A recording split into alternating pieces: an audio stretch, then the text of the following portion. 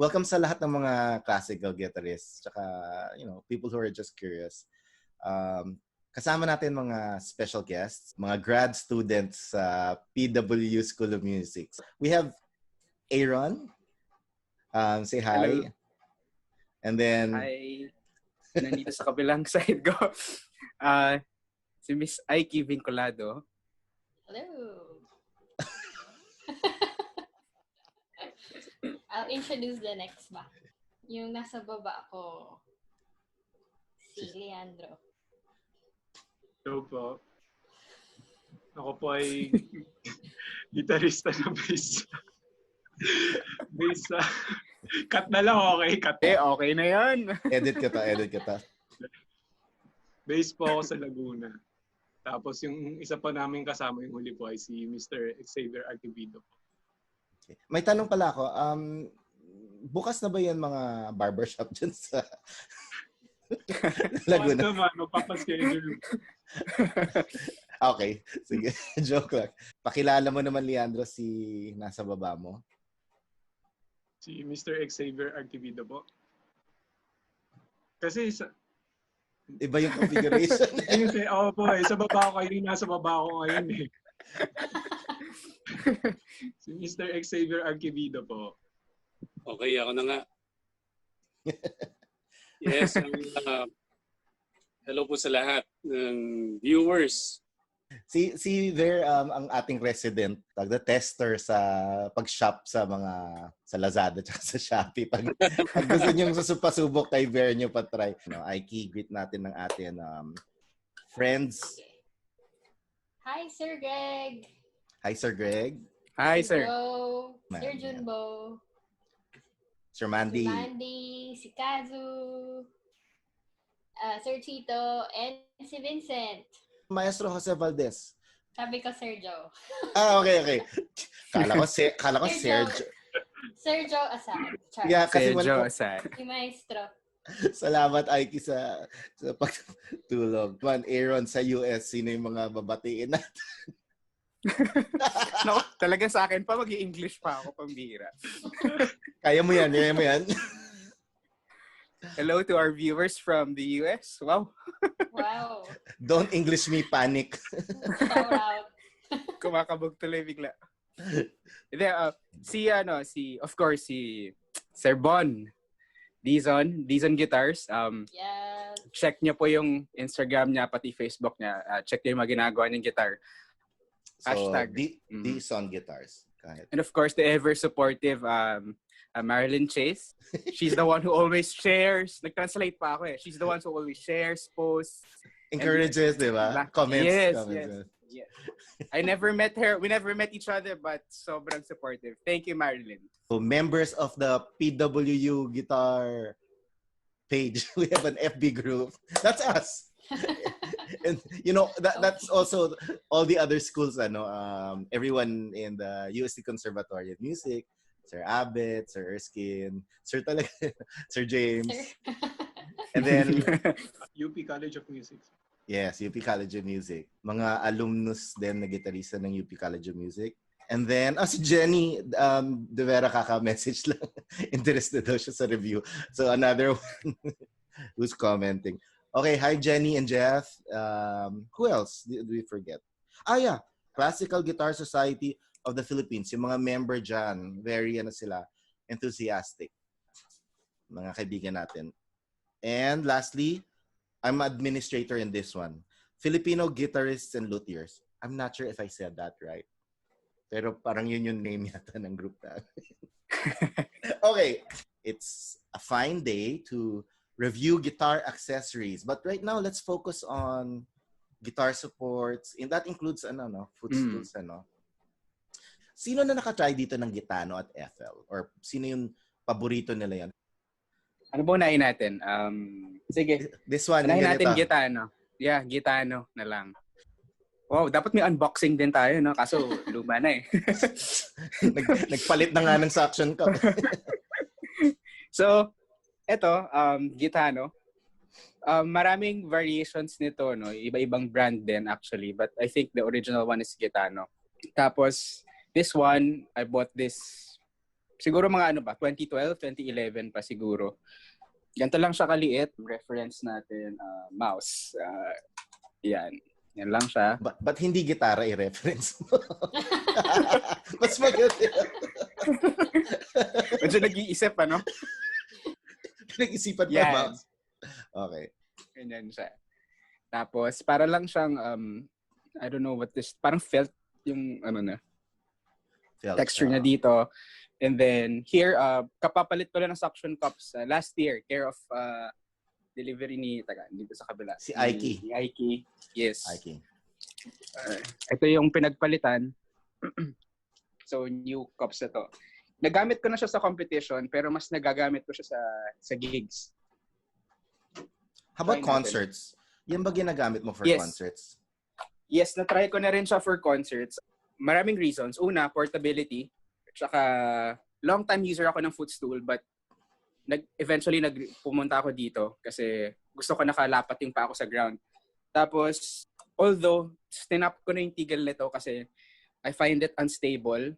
Kasi, una, parang sumasakit dito sa legs. Una, unstable siya, pero for competition, you need to be, kailangan sobrang reliable lang gagamitan ng gear mo, diba?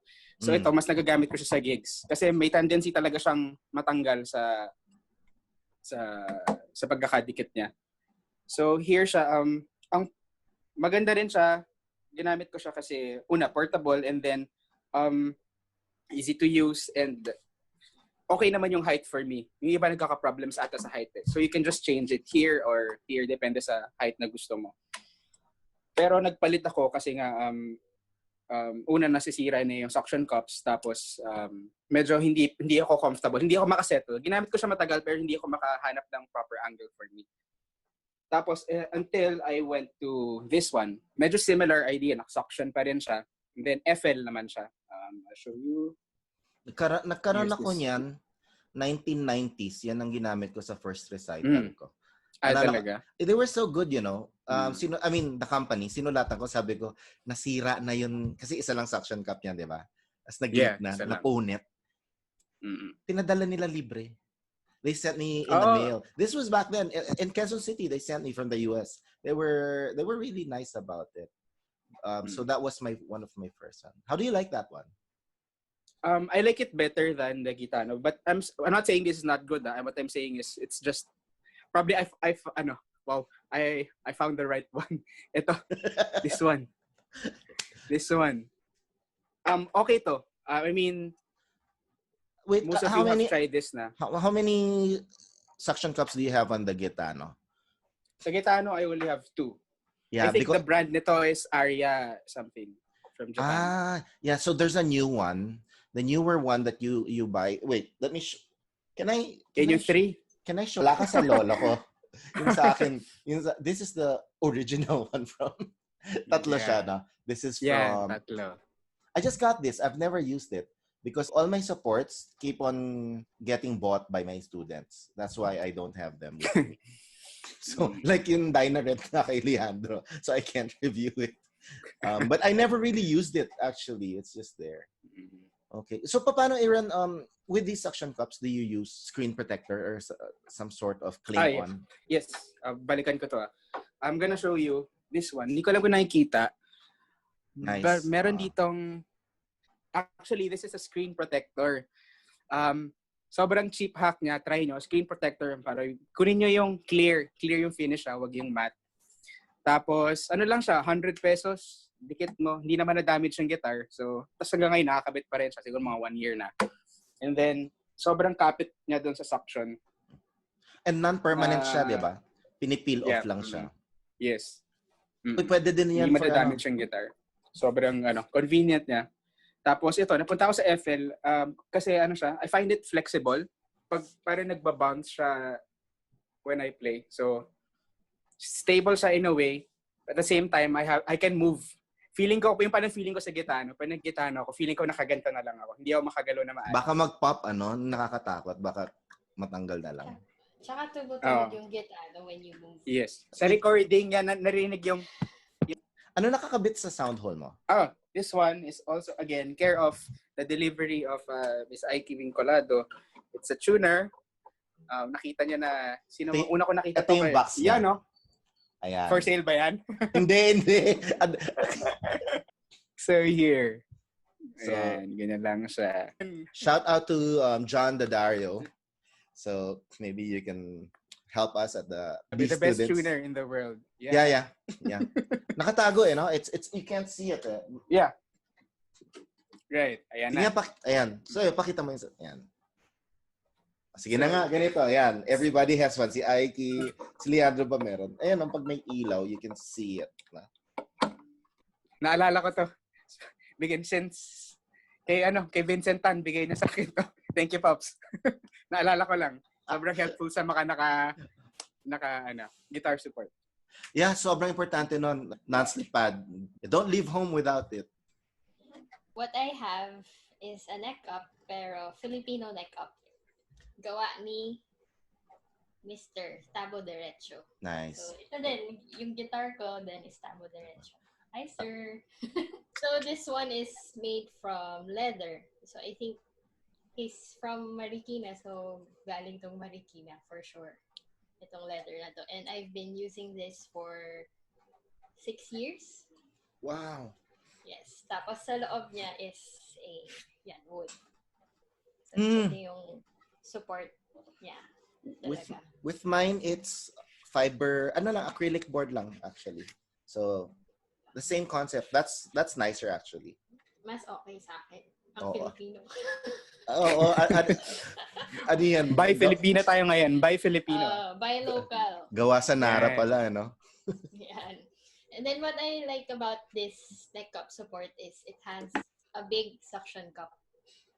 Oh, how many? 2 suction cup. That was 1 big and... Okay. So 3 in total, ano? Akin 2 lang. Okay. So slight variation. And then, kung gusto mo yung adjust yung height, yan lang. Parang belt lang, higpit or bag, straps. Higpit mo lang or loosen it up. That's it. And nakikita nyo na black na siya kasi 6 years na siya sa akin.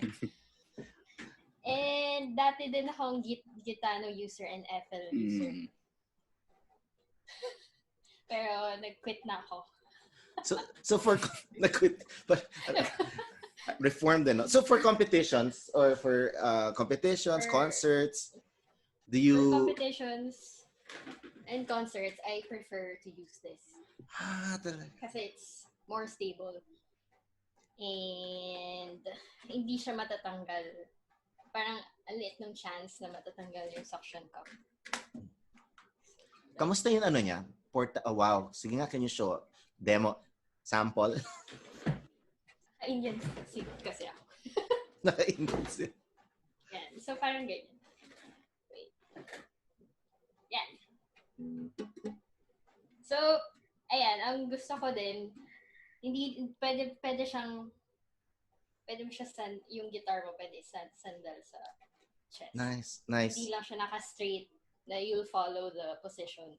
But the guitar will follow you. Wow. Yes. Wow.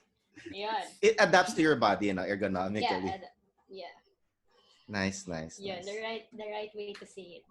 I have a question about that. Yung Neckup. Yung portability niya tsaka yung speed at which yung ikakabit mo. I mean, is it fussy or is it a snap lang when you to put it on? For me, it takes a bit of time. Not too much time, but I have to check the chair first, yung height of the chair. And then, syempre, hindi to kasha sa case unless naka-soft case. So, it's okay to leave it like this. Yung position. On a stand, Yeah. But before a performance or any performance, I have to check the height of the chair first and then try this out kung saan ko ilalagay, kung taas or mababa. And madali lang naman siya hanapin. Nice, very nice. Yeah. So what's that on your guitar, that wooden thing? This one. And sino gumawa niyan? ang tawag dito ay armrest. Aaron, same question for you. Ito, gawa ni Sir Bon Dizon. Yes! Yan, and siya, made specifically for my tabo derecho.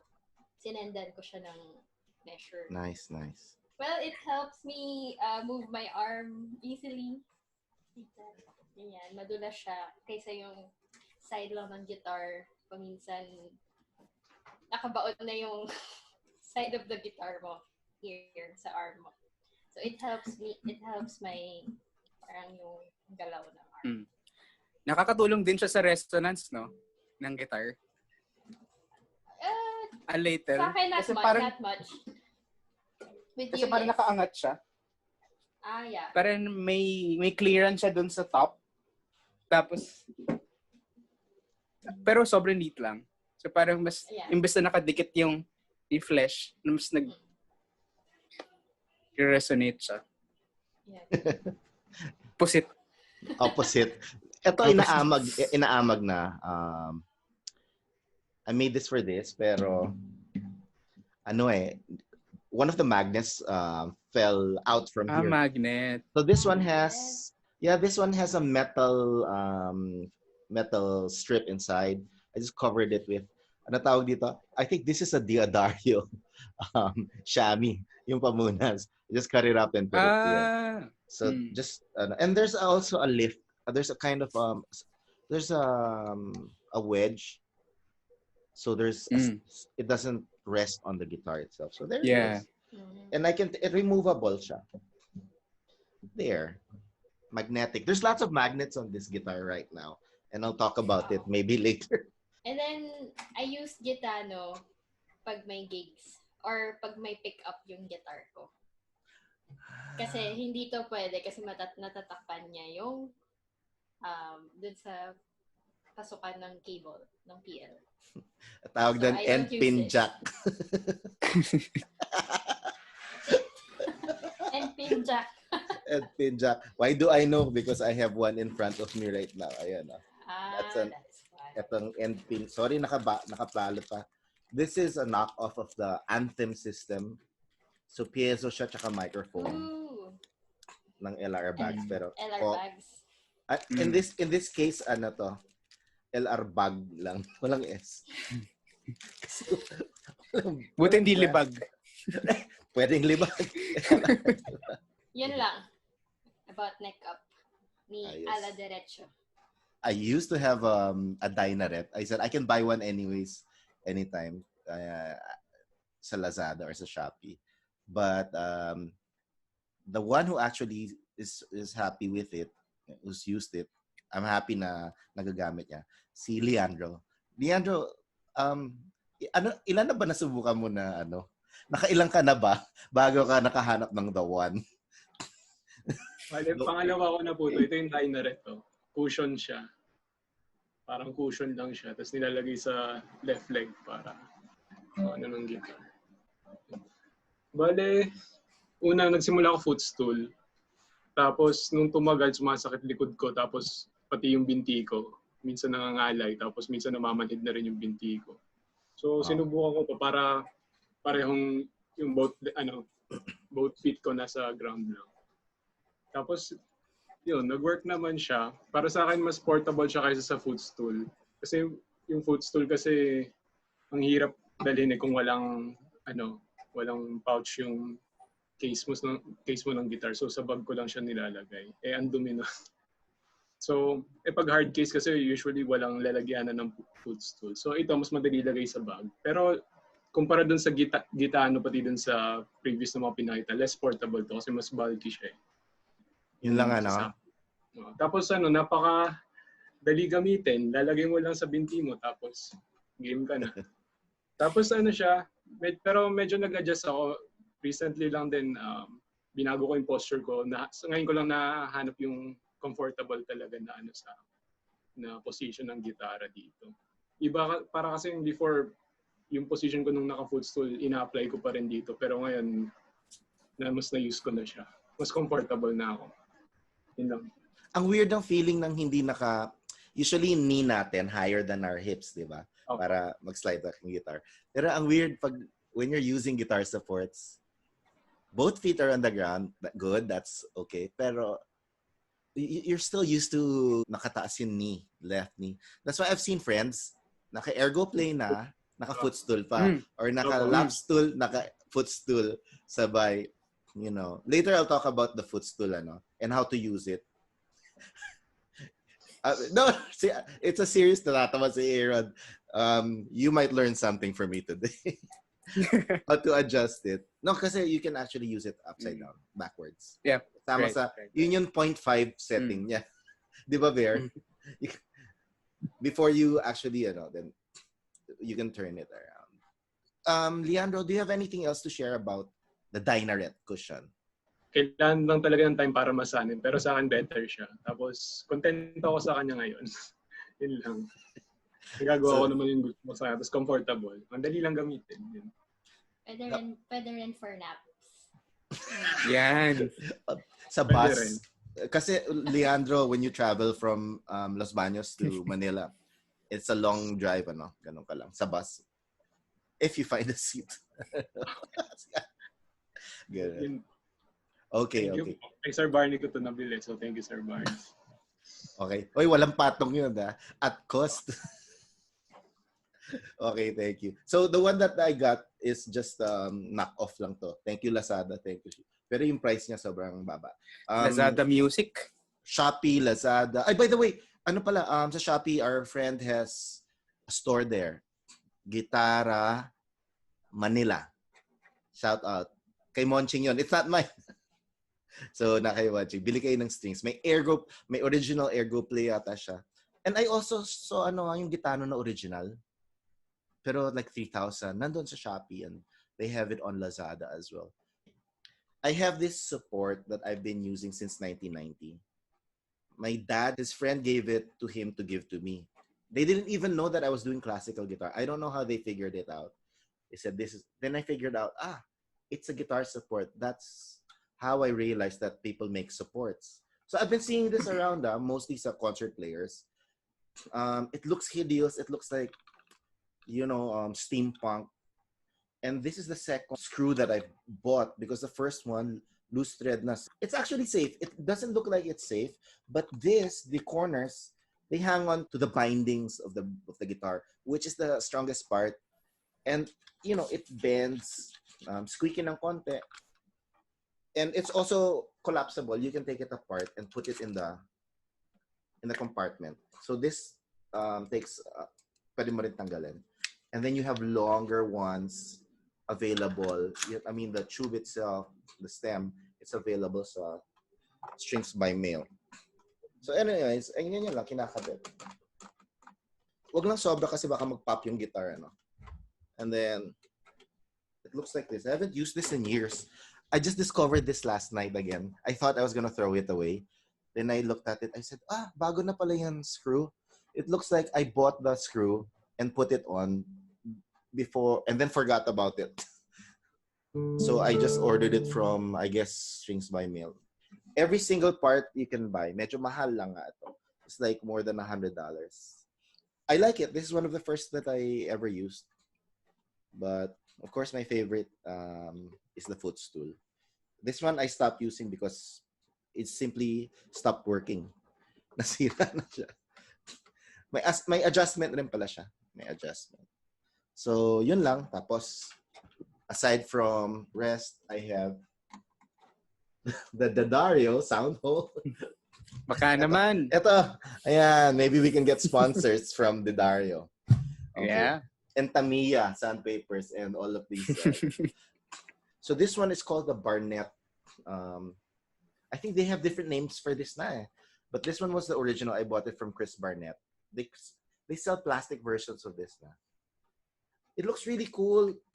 Scary because it's so strong, the earth magnets, that I could put a hole in your guitar. Ayan, no? You can adjust it.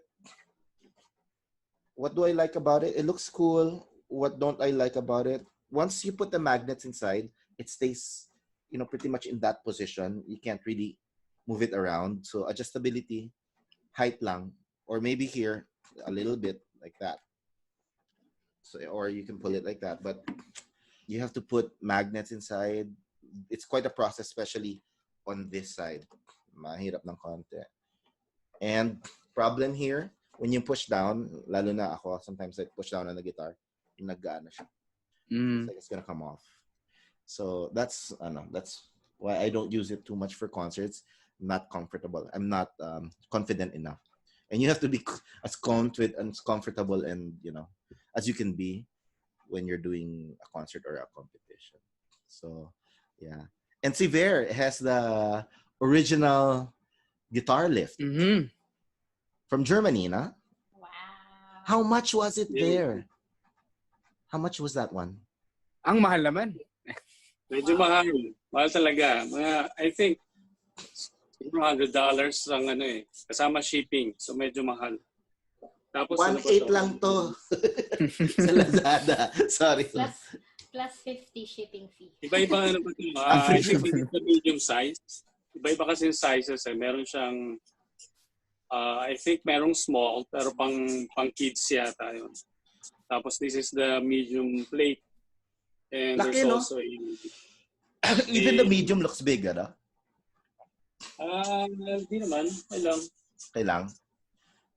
And you have to figure out, without owning one, ano yung dimensions niya before you order, no? You have to figure out what's good for you, no? Yung sa akin, bali kasi, una ko nakitang gumamit ito si Margarita Escarpa. Yeah. So, I asked her kung anong size ang maganda. Sa kanya, sabi niya, she prefers the medium size. Tapos, trinay ko na rin. Tapos nakita ko nga, para magkaiba yung price ng large sa medium eh. So, sige, medium na lang rin. So, okay naman. Yung pang kids, mas mura pa, di ba? Actually, that will work too, I think, eh. Yung pang kids. Maybe this is for Nagamit ko na rin dati, of course, lahat naman tayo sa footstool, no? Tapos nakagamit na rin ako ng, kanina yung Gitano and Ergo Play. So, syempre yung shifting, yung adaptation from footstool to lap stool, medyo, well, it would take time. Pero later on, okay naman na. So, pag naka-lap stool ka na, tapos shifting to another lap stool din, madali naman na yung adaptation. Ang medyo mahirap lang siya pag ina-attach sa guitar. I mean, at first, medyo mahirap mailagay eh. Kung saan mo nilagay. Ako, nilagyan ko ng tape yung nilagyan ko ng tape yung back ng guitar ko. Parang just may tape natin dito eh. I think I have 4 masking tape here eh. Para alam ko yung kung saan ko nilalagay. So, ayun, pero mas nakita ko mas maganda siya compared sa mga nagamit kong lap stool. Kasi nga katulad ng bagit nila Aaron, nila Iqui ni Sir Var nga, na unstable yung mga ibang lap stool, no? Pero ito tingin ko isa sa mga pinaka-secured. Ginagawa, nakita ko dun sa site ng Guitarlift. Ina-attach yung tapos hinawakan lang yung support dito, ganyan.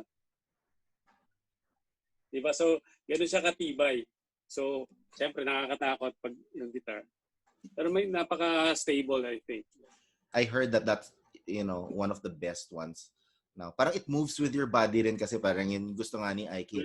Pero mas rigid siya. It's really a part of your guitar. Plus, there's an added thing na nakahiwala yung back sa chan mo. Or sa belly. Ako, may chan kasi. Sa belly. Parang there's more resonance because of that, right?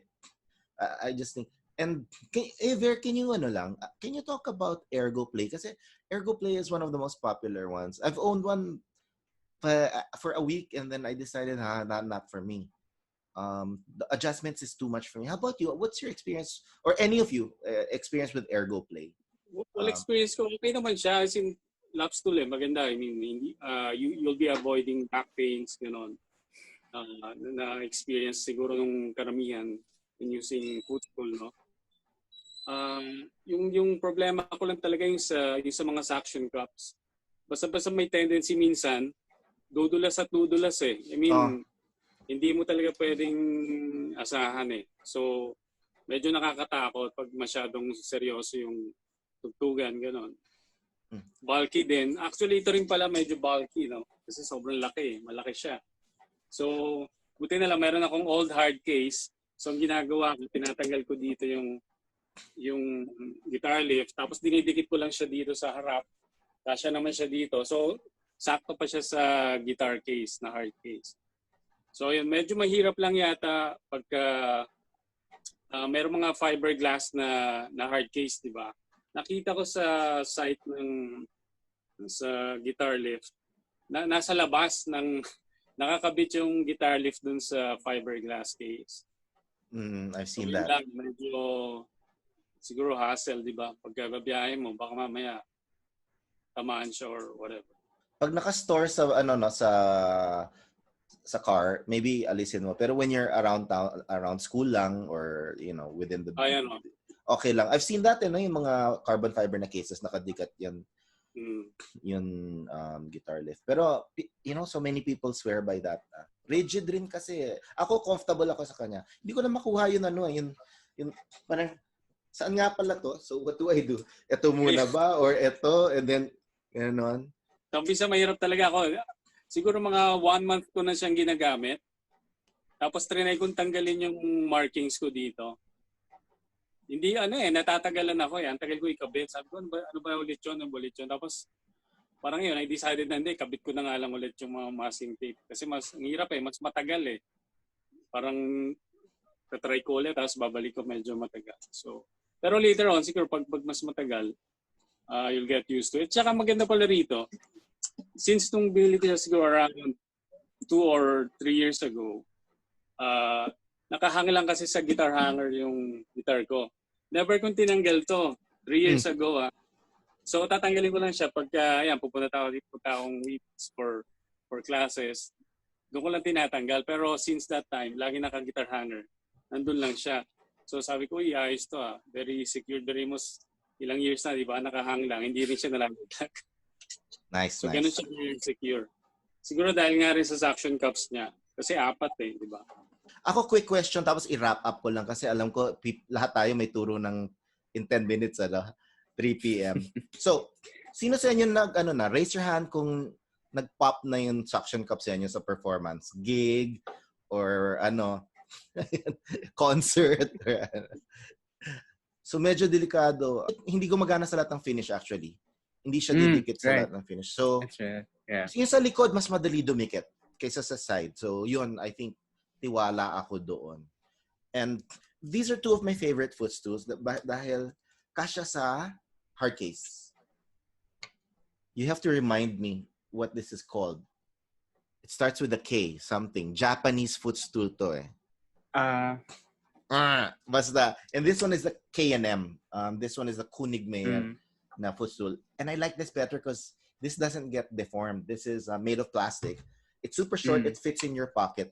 Sometimes it's funny, people, when they do a recital, like there's another performer, so you have to bring all your things. This is in my pocket, back pocket. I'll just pull it out and use it. It's not an issue like yung mga grips on your lap when you bow, or for example, the Dynarette, when you bow, make sure you hold it. Otherwise, you have to pick it up again. And how many? 1, 2, 3, 4, 5 settings. And this is one of the strongest one I've seen. Anything made by K&M.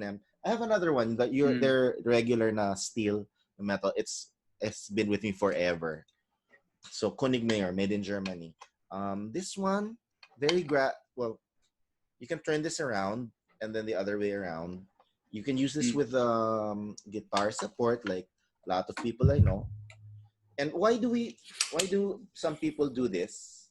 Like upside down. Nandito yung heel. Yeah, Aaron. Ano ba yun? Aaron? What's that for?